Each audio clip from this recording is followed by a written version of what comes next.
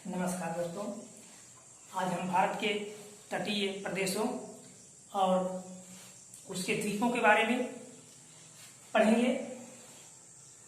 भारत के पूर्व में बंगाल की खाड़ी और पश्चिम में अरब सागर और दक्षिण में हिंद महासागर, जो प्रायद्वीपीय भारत को प्रायद्वीप नाम प्रदान करते हैं। और प्रायद्वीप वह क्षेत्र होता है जो तीन ओर से जल से घिरा होता है। तो भारत की सीमाएं तीन तरफ से पूर्व, पश्चिम और दक्षिण से समुद्र से घिरी हुई हैं, इसलिए इसे प्रायद्वीप नाम दिया गया है। और द्वीप जो होते हैं वो चारों तरफ से समुद्र से घिरे हुए होते हैं, इसलिए इनको द्वीप कहा जाता है। तो हम देखेंगे तटीय मैदानों की उत्पत्ति कब हुई, कैसे हुई। इनकी उत्पत्ति इयोसीन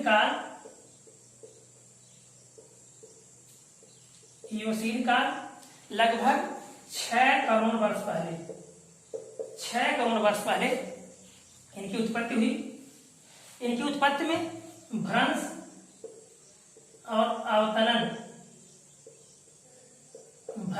अवतरण क्रियाएं जिम्मेदार हैं। इनकी उत्पत्ति के लिए भ्रंश क्या होता है? जब पृथ्वी के दो चट्टानों के बीच अचानक मोड़ आता है तो उसमें दरार पैदा हो जाता है, जिससे दो पार्टों में एक पार्ट ऊपर उठ जाता है या एक पार्ट नीचे धंस जाता है, तो इसे हम कहते हैं भ्रंशन। ये कब होता है? जब पृथ्वी की आंतरिक क्रियाओं के कारण, पृथ्वी के प्लेटों में दबाव के कारण। और अवतरण में जब दो समतल प्लेटें एक नीचे या ऊपर उठ जाए, उसे अवतरण बोलते हैं। इस प्रकार भ्रंश और अवतरण के परिणाम स्वरूप इसके तटीय प्रदेशों का निर्माण हुआ। और जो भारत के तटीय प्रदेश हैं ये 9 राज्यों में विस्तृत हैं, गुजरात से लेकर के पश्चिम बंगाल तक। गुजरात, महाराष्ट्र, गोवा, कर्नाटक, केरल, तमिलनाडु, आंध्र प्रदेश, उड़ीसा और पश्चिम बंगाल तक। इनकी कुल लंबाई यदि द्वीपों को छोड़ दें तो 6100 किलोमीटर है। 6100 किलोमीटर है। इसमें यदि द्वीपों को सम्मिलित कर लिया जाए तो इनकी कुल लंबाई 7516.6 किलोमीटर है, द्वीपों को मिलाकर। इस प्रकार 6100 किलोमीटर में ये तटीय क्षेत्र जो ऊबड़ खाबड़ दृश्य हैं और विस्तृत हैं। और ये जो अरब सागर में लगा हुआ ये पश्चिमी घाट, इसे पश्चिमी घाट के नाम से जानते हैं, जो गुजरात की खंभात की खाड़ी से लेकर के और यहाँ नीलगिरी की पहाड़ी, ये 3 राज्यों की सीमाओं पर स्थित है।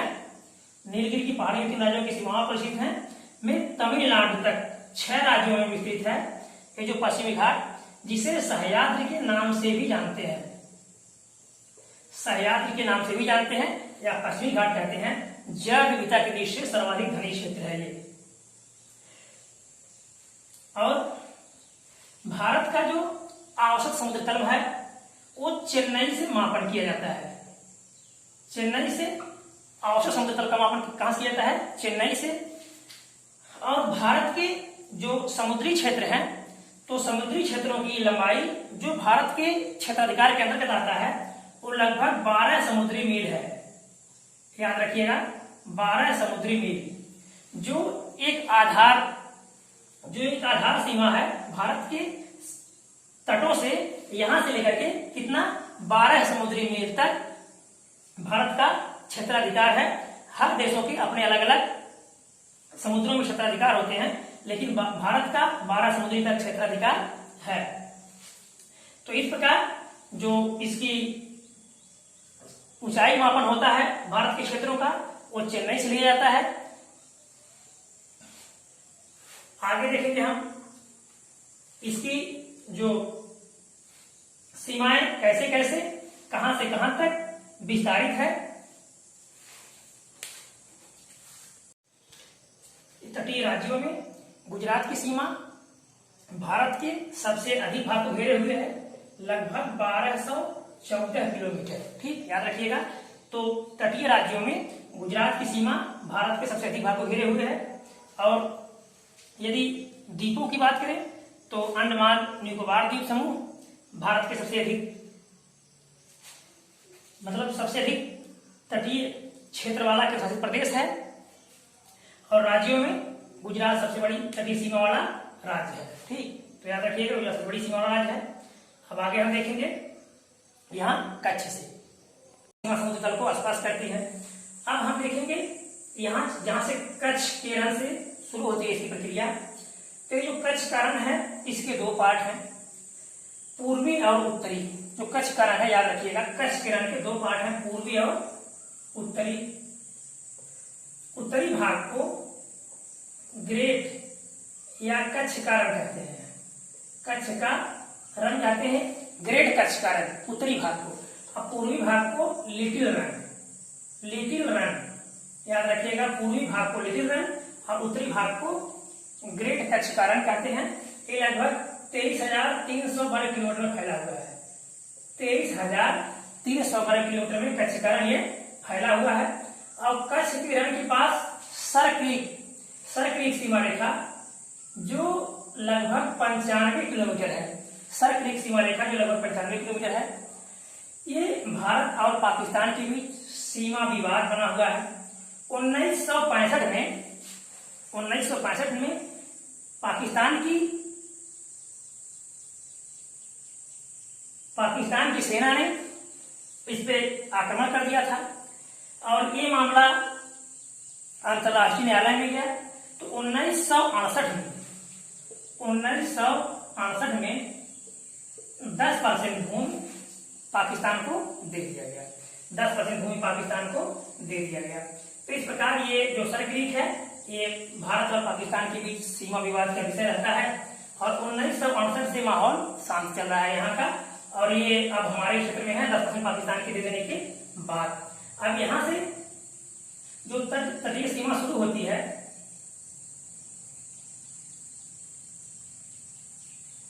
गुजरात तक, यानी कच्छ से लेकर के गुजरात तक, इसको बोलते हैं काठियावाड़ तट। काठियावाड़ तट, काठियावाड़ तट याद रखिएगा। क्या कहते हैं?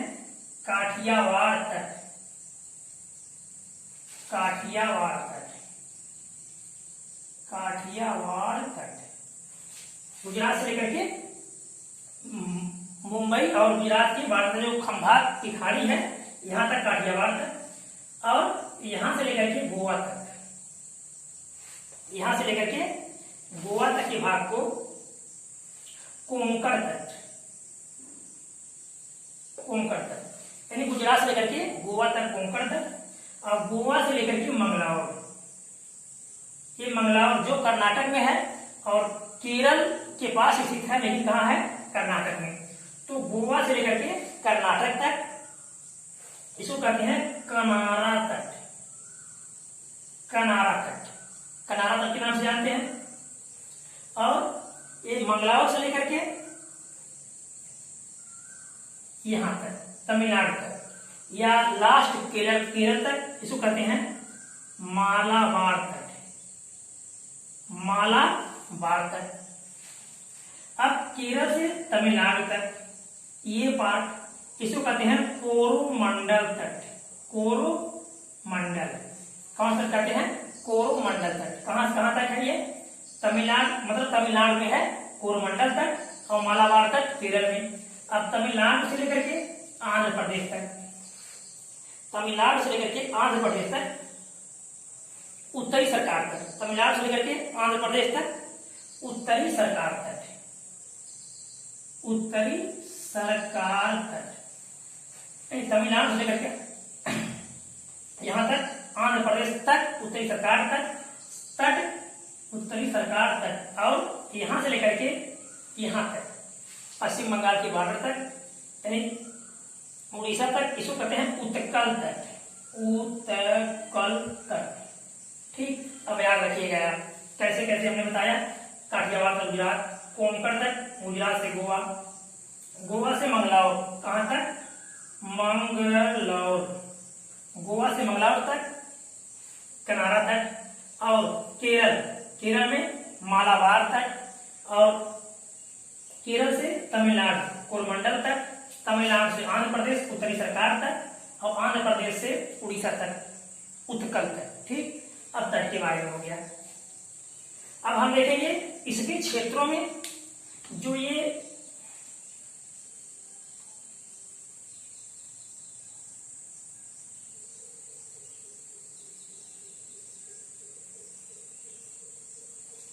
अब यहाँ कुछ द्वीप हैं।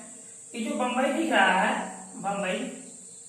बंबई इस तरह से ये कांटा छटा तट है और एक द्वीप है बंबई और थाड़े सालसेट द्वीप पर स्थित है। सालसेट द्वीप पर याद रखिएगा, मुंबई और थाड़े किस द्वीप पर स्थित है? सालसेट द्वीप पर स्थित है। यहाँ और कुछ द्वीप हैं जैसे एलिफेंटा द्वीप। कहां पर है ये? मुंबई में एलिफेंटा द्वीप, करंज द्वीप और क्रास द्वीप। एलिफेंटा द्वीप, करंज द्वीप और क्रास द्वीप कहां पर है? ये मुंबई में है। अब मुंबई खुद कहां स्थित है? सालसेट द्वीप पर। ये सालसेट द्वीप मुंबई में स्थित है। फिर मुंबई से नीचे हम आएंगे कर्नाटक में देखेंगे मंगलावर के पास जो मंगलावर बंदरगाह है, यहाँ भटकल,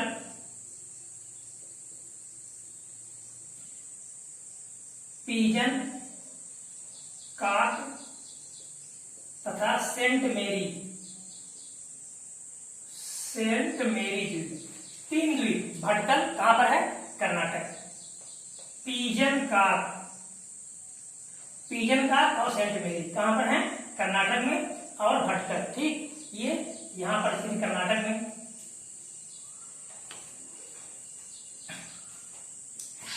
अब हम आगे आएंगे, ये जो श्रीलंका है, श्रीलंका पर रामेश्वरम ब्रिज या जिसे आदम ब्रिज के नाम से जानते हैं हम, आदम ब्रिज, क्या कहते हैं? आदम ब्रिज। तो ये जो आदम ब्रिज है, सबसे पहले जो भारत का तमिलनाडु का क्षेत्र है, यहां से कुछ पास यहाँ बीच में पंबन द्वीप स्थित है।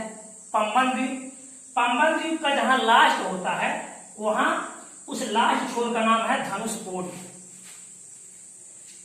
जैसे ये आपका ये है, यहां धनुषकोडी, ठीक।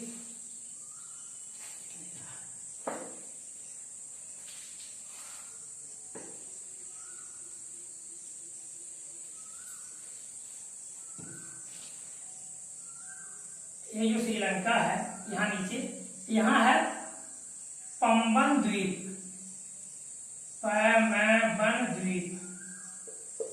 द्वीप यहाँ से लगा हुआ।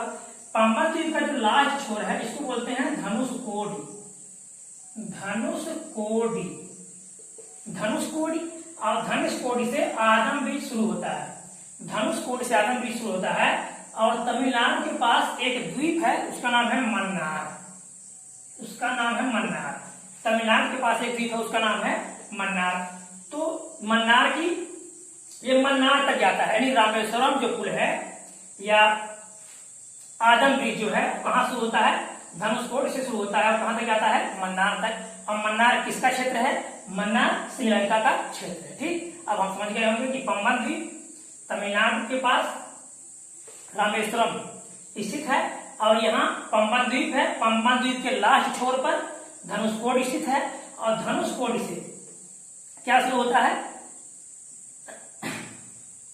रामेश्वरम या आदम ब्रिज कहां शुरू होता है? धनुषकोडी शुरू होता है और कहां तक जाता है? मन्नार तक जाता है। और मन्नार श्रीलंका का हिस्सा है और इधर नीचे मन्नार की खाड़ी है, ठीक। अब ये हो गया। अब फिर हम आगे देखेंगे,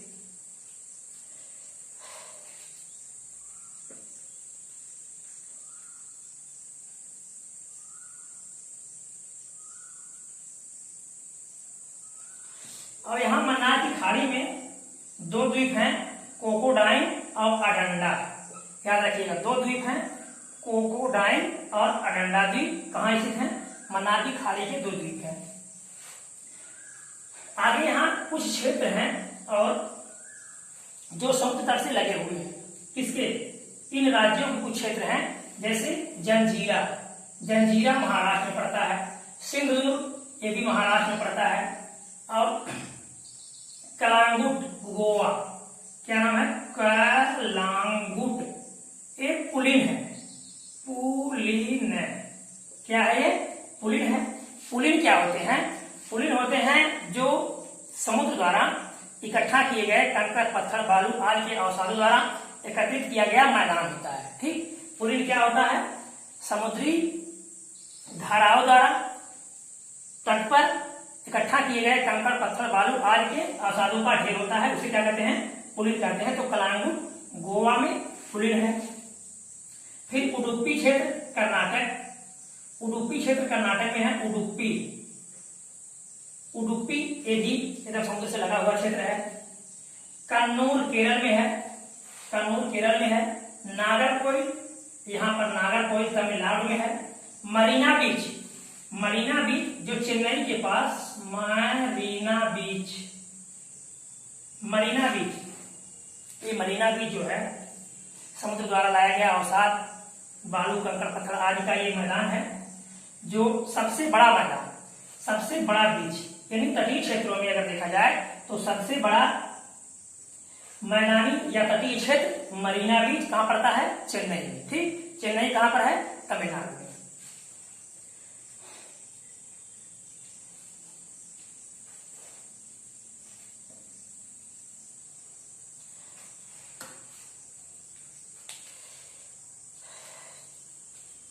आगे फिर देखेंगे हम तमिलनाडु में नीचे, यहाँ थोड़ा ऊपर एक अलग बना दिया समझने के लिए, महाराष्ट्र, कर्नाटक, केरल, तमिलनाडु, आंध्र प्रदेश, उड़ीसा, और इधर उड़ीसा इधर पश्चिम बंगाल। तो यहाँ तरंगमबाड़ी, तरंगमबाड़ी तमिलनाडु में है। 1620 में डेनमार्क वासियों ने अपना पहला व्यापार तरंगमबाड़ी से ही शुरू किया था, याद रखिएगा। तो यदि क्वेश्चन इस तरह से आता है कि कहाँ अभी भी घूमते फिरते तरंगमबाड़ी या मनोरम दृश्य डेनमार्क वासी से मुलाकात हो जाएगी, तो तरंगमबाड़ी अक्सर करके डेनमार्क वासियों के लिए प्रसिद्ध था, तमिलनाडु में पड़ता है। इसके ऊपर आरविले, ये भी तटीय क्षेत्र है। फिर हम जाएंगे उड़ीसा में गोपालपुर, तटीय क्षेत्र है।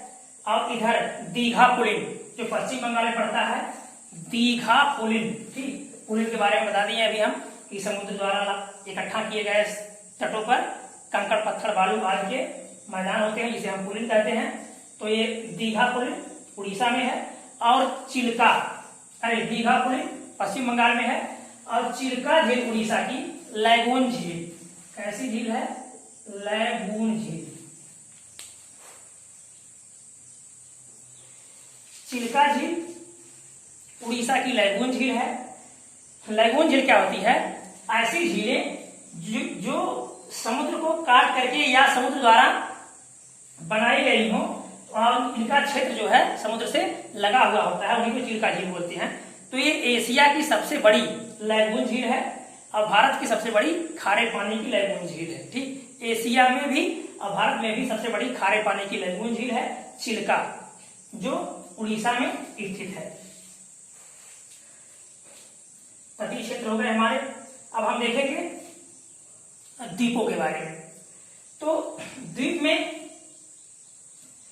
बंगाल की खाड़ी में अंडमान निकोबार द्वीप समूह है, जो 4 भागों में बटा हुआ है। बड़ा अंडमान, छोटा अंडमान, कार निकोबार, बड़ा निकोबार। ये कोको द्वीप कुछ द्वीपों का समूह है, जिसे कोको द्वीप नाम दिया गया है। ये म्यांमार की क्षेत्राधिकार में आता है। तो जो कोको द्वीप है म्यांमार के क्षेत्राधिकार में आता है, उसके बाद इधर भारत की शुरुआत होती है, जो आपका अंडमान निकोबार द्वीप समूह है।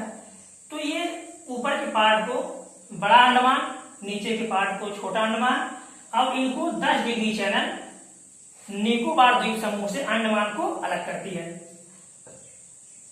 अब निकोबार द्वीप समूह में ऊपरी पार्ट को कार निकोबार कहते हैं,